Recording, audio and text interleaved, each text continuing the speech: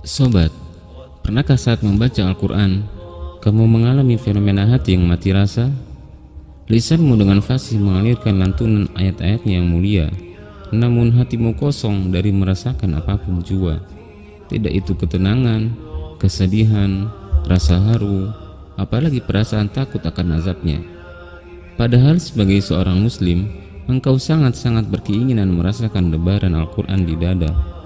Dahulu para sahabat Nabi yang mulia sangat akrab dengan Al-Quran baik lisan dan hatinya. Ada air mata yang mengalir saat takut akan azab neraka, takut akan kemurkaan Allah sebab kemaksiatan dan dosa. Ada harapan dan keinginan besar menggapai ridhonya saat melewati kisah tentang keindahan surga yang menyadarkan mereka tentang kecil dan remehnya kenikmatan dunia. Ada haru yang melahirkan tangisan yang menggugu saat Al-Quran menyebutkan nama-nama dan sifat-sifat Allah Ta'ala yang mulia, saat ayat-ayatnya berkisah tentang keadilan-keadilannya. Bahkan terkadang rasa damai dan ketenangan merayapi jiwa saat bersenandung dengan ayat-ayatnya walau entah kenapa. Maha suci Allah Rabbul Izzati wal Jalalah yang telah menurunkan Al-Quran yang mulia. Sobat, maukah engkau merasakan indahnya kehidupan dalam kemanisan iman dan hati yang bisa bermuamalah merasakan getaran ayat-ayat Al-Quran?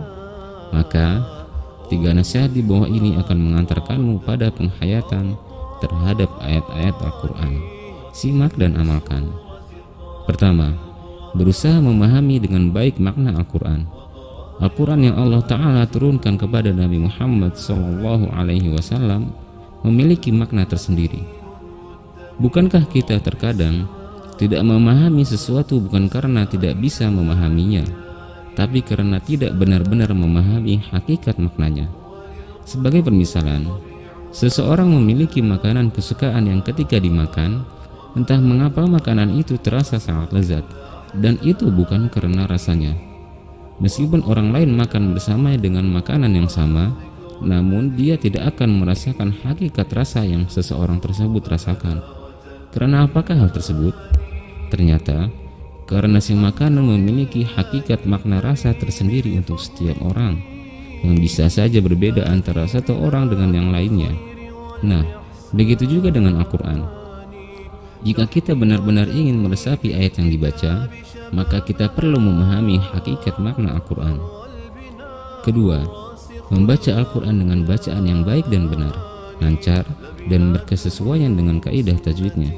Sobat, kenapa memiliki bacaan Al-Quran yang baik dan benar menjadi salah satu faktor penunjang dalam mentadabburi Al-Quran?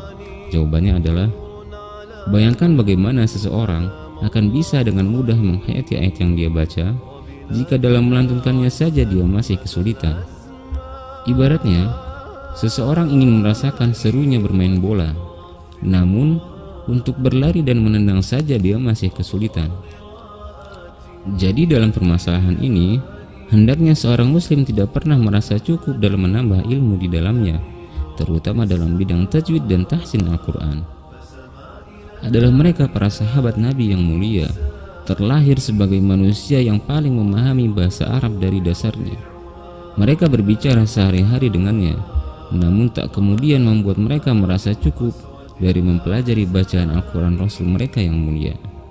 Sebaliknya, mereka terus berlomba-lomba untuk mempelajarinya, sebab membaca Al-Quran dengan baik dan benar merupakan perintah langsung dari Allah Subhanahu wa Ta'ala. Sobat, pastikanlah dirimu menjadi golongan dari orang-orang yang bisa membaca Al-Quran dengan baik dan benar. Bagaimana caranya?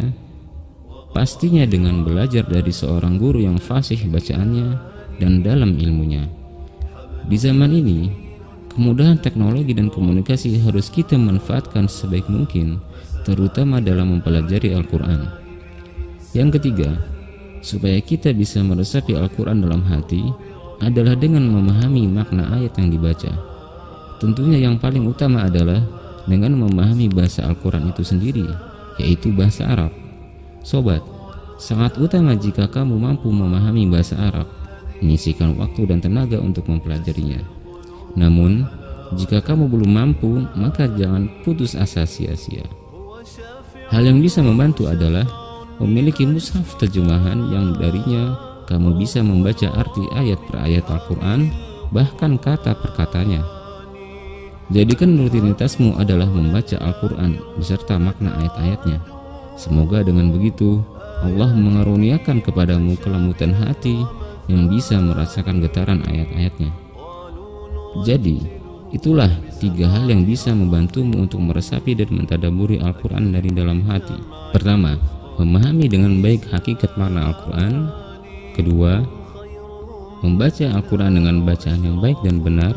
Ketiga, memahami ayat-ayat yang dibaca. Share video ini jika bermanfaat, dan semangat berubah dan tetap istiqomah.